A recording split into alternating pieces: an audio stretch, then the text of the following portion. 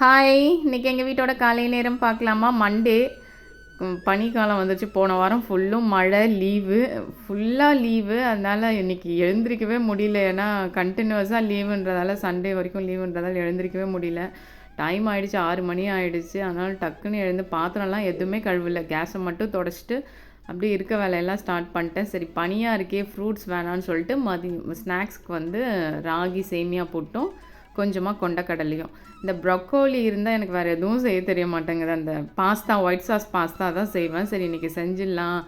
மதியத்துக்கும் இதே பண்ணலான்னு பார்த்தா நிறைய காய் இருந்துச்சு வெட்டினது. சரி டக்குன்னு இந்த பக்கம் வெஜிடபிள் பிரியாணியும் செஞ்சிடும். ஏன்னா பன்னீரும் இருக்குது. நான் இந்த ஒயிட் சாஸ் பாஸ்தா கூட இந்த பன்னீரை கொஞ்சம் அரைச்சி ஊற்றிடுவேன். அப்போ டேஸ்ட் இன்னும் சூப்பராக இருக்கும்னு சொல்லிட்டு, சரி பன்னீரும் இருக்குதுன்னு சொல்லிட்டு இந்த பக்கம் வெஜிடபிள் பிரியாணி டக்குன்னு செய்ய ஆரம்பிச்சிட்டேன்.